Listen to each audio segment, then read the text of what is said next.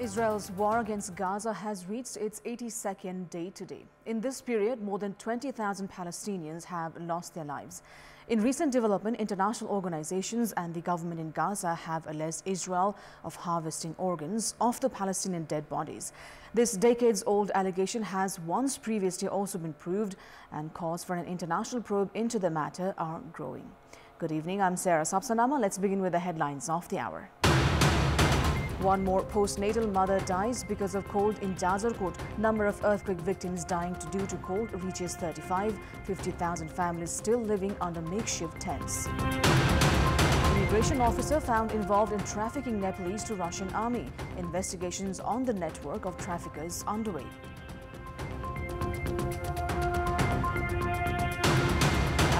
On Israel of organ harvesting resurface as NGOs accuse Israel of stealing vital organs from Palestinian dead bodies. And APF entered the playoffs of Prime Minister Cup National Women Cricket Tournament with fifth consecutive win. Thrashed Karnali by 92 runs. One more postnatal mother has died in Jazarkot because of cold weather condition. 24-year-old Kalpana Nepali of Jazarkot Kuse Rural Municipality, Ward number 9, Gharti Gaon, died this morning. According to Rural Municipality Chair Hari Chandra Basnet, the death was caused by cold weather condition. Kalpana had given birth to 2 baby boys on 3rd of December. Following the devastating earthquake of 3rd of November, Kalpana had been living with her husband and in-laws under a tent. Prior to this, 25-year-old Sharmila Chadara of Nalgarh had died on November 26. A total of 29 deaths in Jazarkot and 6 in Rukum West have been caused because of the dip in mercury after the earthquake. Police is to file cases of human trafficking and fraud against those sending Nepali nationals to Russia via other countries. After suspecting the involvement of the same group in sending Nepali nationals to Dubai and Russia on visit visas, police has also initiated investigation for organized crime. Of the 8 arrested for sending Nepali nationals to Russia through Dubai, District Police Circle Kathmandu is to file cases of human trafficking against 4 and fraud against 4. Police has said that official of the Department of Immigration arrested during the investigation of the Valley Crime Investigation Office could also be involved in the group which sent Nepali nationals to Russia. A total of 32 individuals were arrested for forging documents and sending Nepali nationals to Dubai on visit visas. As the official of the Department of Immigration was involved in both cases of Dubai and Russia, police has begun investigating both cases together. Immigration officer Narvir Khadka, 2 police personnel checking documents at the airport, and officials of Nepal Airlines Home Pokhrel and Aravind Yadav issuing boarding passes have been alleged of facilitating human trafficking. Police has made preparations to file cases of organized crime against them. Investigation has shown that an organized group was actively involved in sending Nepali nationals for Russian security forces. The Ministry of Foreign Affairs has said that more than 100 who had gone to Russia through such an illegal channel are currently missing. Prime Minister Pushpa Kamal Dahal met with the General Secretary of Nepal Communist Party Netra Bikram Chand today. This meeting has invited the Premier massive flag as Chand is in the list of individuals against whom an arrest warrant has been issued by the Kathmandu District Court. The district court had issued an arrest warrant against Chand on 4th of December for crimes against the state, and on the 24th day today. Since then, Chand was allowed into the Prime Minister's official residence in Baluatar. The Premier had himself called on Chand for the meeting of Samajwadi Forum, where he warned the Premier against cornering him and his close aides even after reaching an agreement. Chand has said the meeting drew the forum's attention towards the current scenario. On the writ filed on September of 2019, Chand, among others, were alleged of crimes against the state by disrupting social and communal harmony. In another case, they are also alleged of treason by forming an organized crime group and using explosives. And it's time now for our segment Public Pulse, where you text us with your opinion. Public Pulse. But before today's question, let's take a look at the results from yesterday's poll. Yesterday, we asked you, why has the country failed to become self-sufficient in rice? 46% voted for option A, no encouragement for farmers, 25% for B, lack of labor force, and 29% for C, import-based mentality. And And here's today's question. What's your take on the Prime Minister allowing official visit to individual on arrest list? Your options are A. Mockery of rule of law, B. Political motive, and C. Helpless police administration. The voting is on. Type NEWS, select your option A, B or C and send it to 34001 to share your opinion with us. Now, during his address to the nation while marking 1 year of the ongoing term, Prime Minister Pushpa Kamal Dahal had prioritized development of infrastructures and the economy. Premier Dahal also announced the decade of 2080 BS as the decade of rapid development. However, at a time of low development expenditure, analysts share their doubts regarding the Prime Minister's targets. They have said that the announcement is baseless and is not built upon adequate preparation. Until December 26th of the ongoing fiscal year, the government has spent 39 billion rupees, which is only 1 billion more than that of the previous fiscal year during the same time period. Economists have said that the Prime Minister's claims and performance were at sharp contrast. Prime Minister Dahal also said the period between 2081 BS to 2091 would be the decade of agriculture. However, the farmers who should have received fertilizers in the Nepali month of Asar did not receive them until Mangshir. The government's announcement of establishing a fertilizer factory is also yet to materialize. The 5-year-old government plan of listing farmers to distribute subsidized fertilizers has also remained stranded. At a time when the government's 6% economic growth rate is not being met, Prime Minister Dahal has put forward a double-digit growth aspiration. The Premier has also presented an ambitious target of exporting electricity of 500 billion rupees and increasing domestic consumption by the same amount. To generate 500 billion rupees in revenue, 10,000 megawatts of power must be exported, which is light years from reality. In the existing capacity, 2,892 megawatt is produced, while works of the 1,200 megawatt capacity Buri Gandaki hydropower project have yet to move forward. Premier Dahal has not even been able to ease legal complications related to land acquisition and felling of trees for the project. In his opening statements, the Premier had said that a wrong narrative had been developed regarding nothing would happen in Nepal, and he identified the need to dissect it. However, the projects he presented certainly need a reality check. And in this context, in our Public Voice segment, today we've asked people in several provinces what should be done to turn into reality the Prime Minister's announcement of making the current decade a decade of fast development. Let's take a look at what they had to say.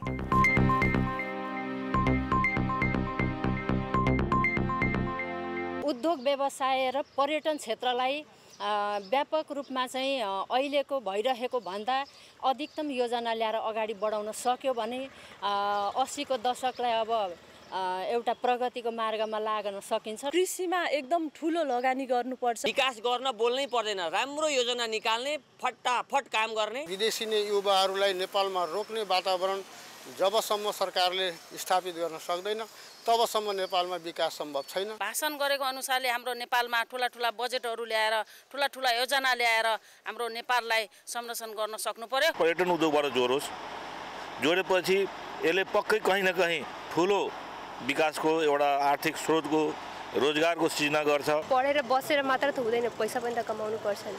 अनि सम्बन्ध पहिला त यो जबको व्यवस्था गर्नु पर्यो। स्टुडेन्टहरुलाई loan दिनु पर्यो, रोजगार सृजना गर्नको लागि मिनिमम इन्ट्रेस्ट रेटमा काम अनुसारको स्यालेरी पाउनु पर्यो। सिंचाइको व्यवस्थापन, बीज र मलको व्यवस्थापन गरी कृषि उपज बढाएर र कृषिमा हुने खर्च कम गरेर त्यो विकासको दर्शन बनाउन सकिन्छ। सरकारले सुशासन कायम गर्नुपर्छ।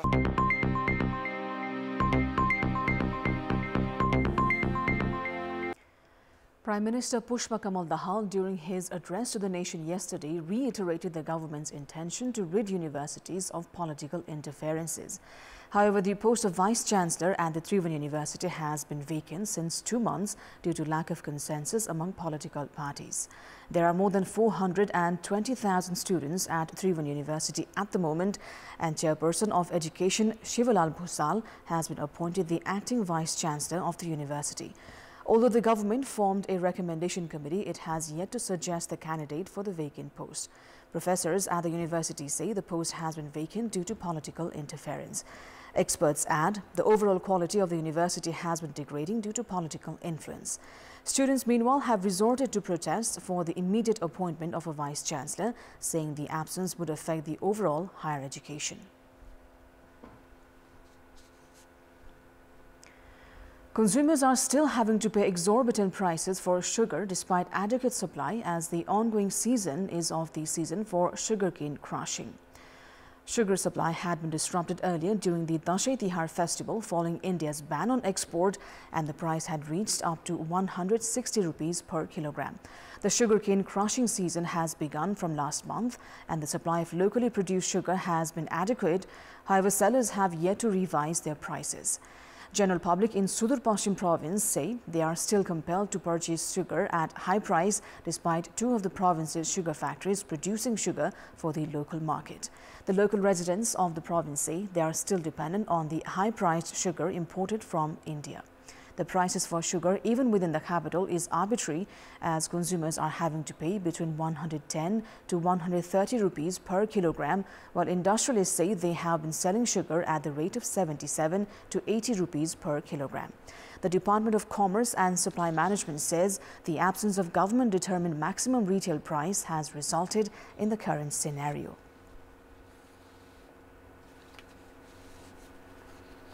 Let's move on to international update.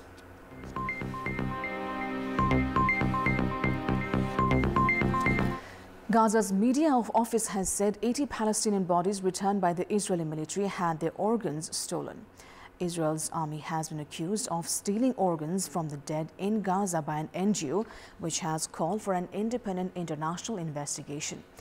Euromed Monitor, a Geneva-based organization, has claimed it has documented Israeli forces confiscating dozens of dead bodies from the Al-Shifa and Indonesian hospitals in northern Gaza and others from the vicinity of the so-called Safe Corridor, Salah al-Din Road. According to the organization, the Israeli army has also dug up and confiscated the bodies from a mass grave in one of Al-Shifa hospital's courtyards. The government media office in Gaza has said bodies had been delivered mutilated and accused the Israelis of removing vital organs from them. In 2009, CNN, Al Jazeera and The Guardian, among many others, had reported that Israel had admitted pathologists harvested organs from dead Palestinians and others without the consent of their families, a practice it said ended in the 1990s.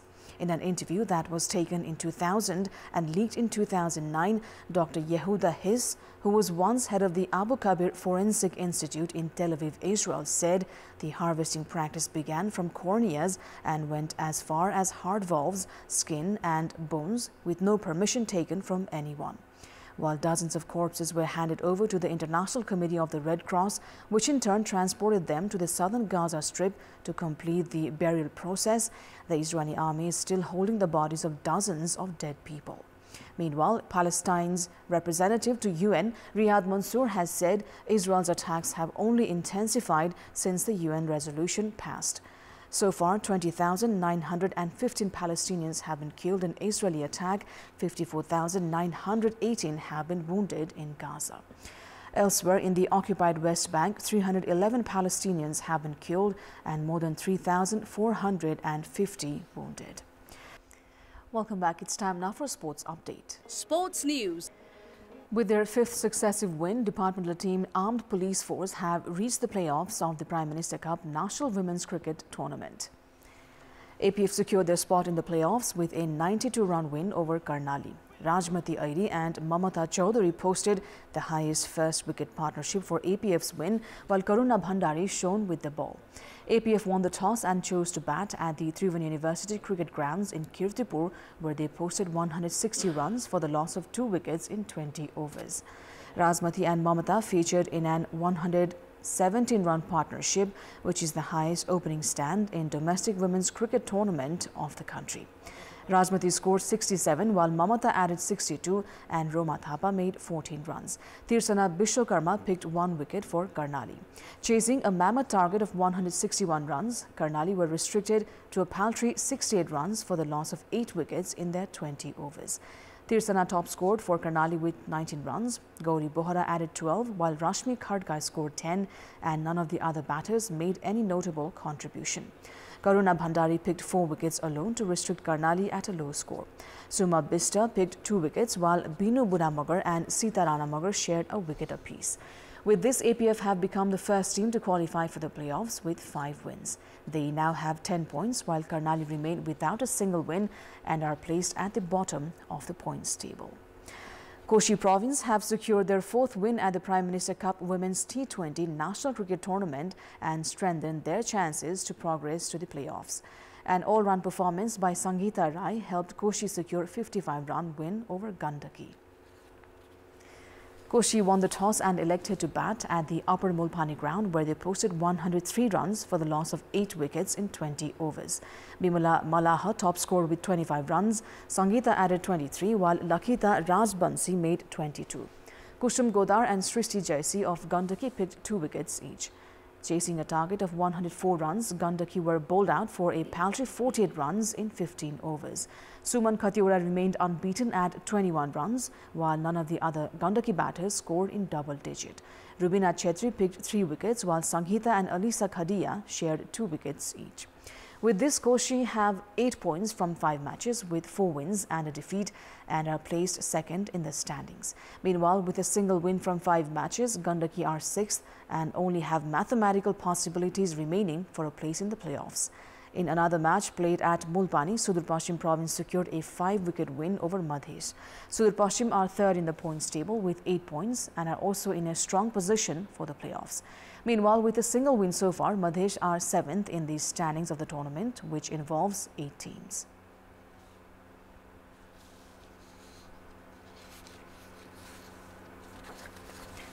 Undefeated departmental team 3-1 Army Club have progressed to the semi-final of Nepal Pro Club Championship. Army saw off departmental rivals Nepal Armed Police Force Club by 26 runs to book their place in the last 4. Kushal Molla displayed an all-round performance for Army with 5 wickets. In the match played at the Narayan Cricket Ground, Army won the toss and elected to bat, where they posted 114 runs for the loss of 8 wickets. Opener Santosh Karki scored 32, Kushal added 16, while Sandeep Rajali made 16 runs. Amar Rautela was the pick of the APF bowlers with 5 wickets. In reply, APF were bowled out for 88 runs with an over to spare. Skipper Pradeep Ayri scored 29, Lokesh Bam added 16, while Ashif Sheikh scored 12 runs. Kushal was economic for Army and picked a fifer. With this, Army have won all of their league matches and progressed to the semi-final. Meanwhile, with 1 win in 4 matches, APF are 5th with 2 points.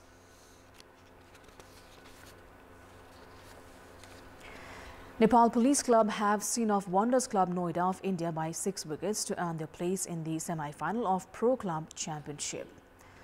In the match played at Birganj Cricket Ground, police chased a target of 86 runs in 12.2 overs to seal their last 4 place. Noida had managed 85 runs for the loss of 6 wickets in 20 overs. Arshid Sethi top scored for Noida with 35 runs, while other batters failed to make notable contributions. Lalit Rajbansi and Rashid Khan picked 2 wickets each for police. In reply, the pair of Rashid and Shankar Rana helped police chase the target with 46 balls to spare. Shankar remained unbeaten at 38 runs, while Rashid scored 31. Sanjit Chaturvedi picked 2 wickets for Noida. In the last league stage match slated for tomorrow, Parsa Club face departmental team Armed Police Force for a spot in the semi-final. And that's all for the moment. Thank you for watching. Good night.